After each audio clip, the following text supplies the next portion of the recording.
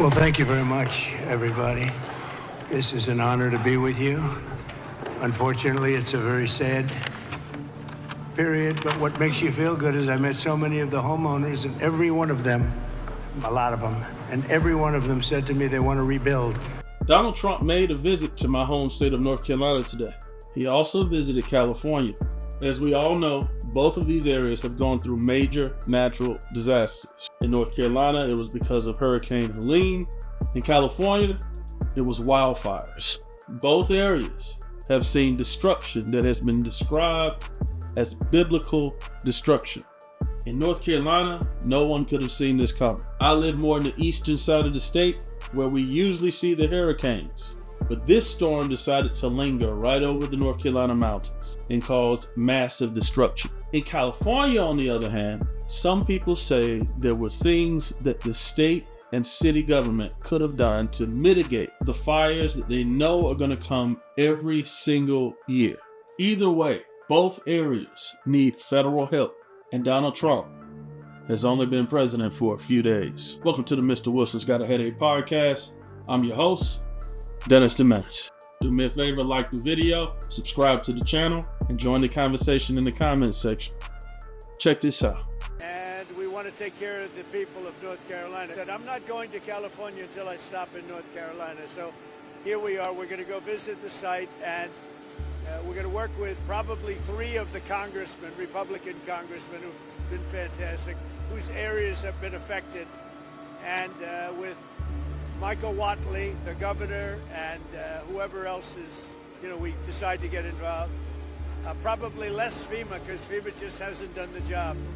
And we're looking at the whole concept of FEMA. I like, frankly, the concept when North Carolina gets hit, the governor takes care of it.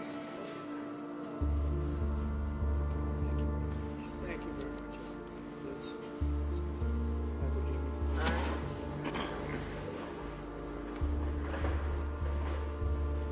Well, thank you very much. It's a little cold outside, but you're getting used to the cold. And one of the things that are very important to me, and one of the reasons I'm happy that we won so convincingly, is to help North Carolina get fixed up. They supported us in record numbers, and I'm supporting them in record numbers too. Your new governor, it's not his fault. He's brand new to the whole situation. But we're going to work together with the governor. We're going to work together with the senators, but really we're going to work a lot with your congressmen, especially the 3 that are in the area, and Michael Whatley. And I'd like to put Michael in charge of making sure everything goes well. According to FEMA and other state organizations, over 70,000 people in the North Carolina mountains have lost their structure. Their homes have been swept away or damaged beyond repair. 70,000. Not to mention major highways being swept off the map, including utilities, power lines, gas lines for heating, water lines to provide water for the houses. In certain sections, the state of North Carolina will have to completely rebuild areas as if there was nothing there to begin with. But first, we have to clean it up. The hurricane caused major landslides. It also changed the shoreline of major rivers in the area. A lot of that mud has not been gone through, and according to the authorities, they expect that they will continue to find bodies. We just saw a clip of President Trump sitting down with officials from North Carolina. I didn't show you the beginning of that clip, but when President Trump walked in the room, everyone stood up. They showed respect to the president. Not only that, North Carolina's governor was in attendance in that meeting, Governor Josh Stein, and the atmosphere was very respectful, and they allowed President Trump to take the lead, considering he is the president and has the most power and authority in that room. But then President Trump left North Carolina and he took a flight to California. Check this out.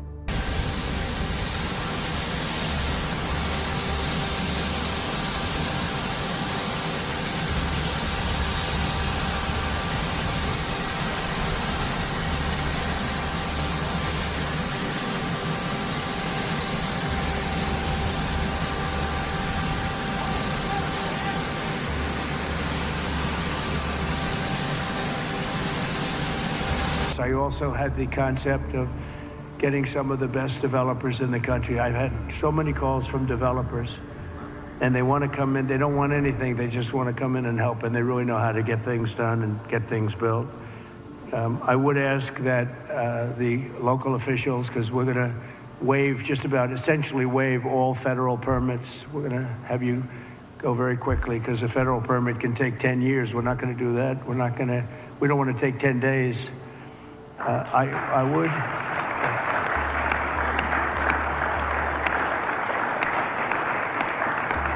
So we're declaring this a national emergency. By doing that, I can give you immediate permits. And we are 100% committed to getting this neighborhood rebuilt again. You mentioned a couple of things in terms of us expediting. So I signed executive directives right away so that we could cut the red tape. We could get people back building as fast as possible. And we're going to continue doing that.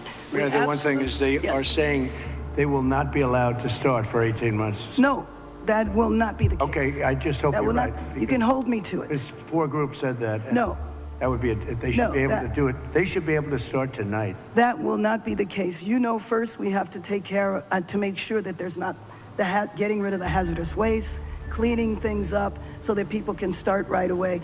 I'm much more worried about the fact that they said it's 18 months exactly, and they were devastated. They want to start now. They want to start removing things. They're not allowed to do it now. And you mentioned hazardous waste. Well, the hazardous waste. What's hazardous waste? I mean, you're going to have to define that. We're going to go through a whole series of questions on determining what's hazardous. Nope. I just think you have to allow the people to go on their site and start the process tonight. One of the first things that I noticed was Gavin Newsome meeting President Trump at the plane. It's got to be a California thing to consider someone like Gavin Newsome a leader. The way he was standing was kind of weird with his hands in his back pocket. Second of all, we all know that Gavin Newsome would love to be the president of the United States in 2028. So he immediately took the opportunity to try to look strong in front of President Trump as soon as he got off the plane. His body language almost made it seem like he was giving President Trump demands, which we know is not something that Trump is going to allow. But it's completely different than what you saw Governor Josh Stein do in the state of North Carolina. One of the biggest differences between California and North Carolina is the fact that California has a supermajority of Democrats for the state Senate and the state House. In North Carolina, even though oftentimes we'll have a Democratic governor, our state senators and our state House is dominated by the Republican Party. So usually, if we have a Democratic governor, that person is known to deal and negotiate with Republicans very well, or they won't make it into office. And then we get to the table with the mayor and other local officials. And at one point, it seems like President Trump is in a power struggle with the mayor. I'm not sure why someone who's a mayor wouldn't be more graceful when it comes to dealing with the president of the United States of America. Now, President Trump did make the statement that he wanted to see certain things happen before federal funds were released to the state and the city. We all know there's some political differences there. And of course, making those type of statements can create some type of tension. But there are obvious things that the city of Los Angeles and the state of California screwed up to make this disaster worse. One of which led to California not having water for the firefighters to even put out the fire. So North Carolina's situation and California's situation are completely different. But let's be 100% clear. Currently, there is much more loss in the state of North Carolina than there is California. At this point of me watching it, I really thought that maybe we were going to see some real political divisiveness in front of us. And we saw a little. But then President Trump began to speak to the other people on the table, and we started to hear things that seemed to make much more sense. Check this out. But you mentioned your predecessor and how he didn't fix the situation, which is absolutely right. Not only that, during the Calder fire, which was a few years ago, which was in my district, 600 people lost their homes in a town called Grizzly Flat.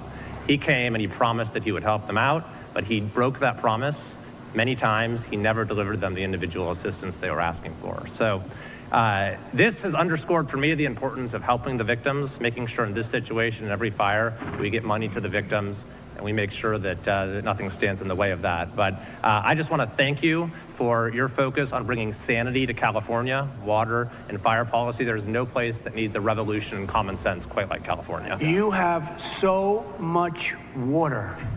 Use it and be happy about it. Mr. President, Be happy. Mr. President, my name is Joel Pollack, and I am a journalist with Breitbart News, but I happen to live in the Pacific Palisades, as do other colleagues. One colleague, John Kahn, wrote the song Fighter, which you played at your campaign rallies. He lost his house and the studio he wrote that song in. We were lucky because I was able to fight the fire on my fence. But when I got to my house, there was no water in the pipes.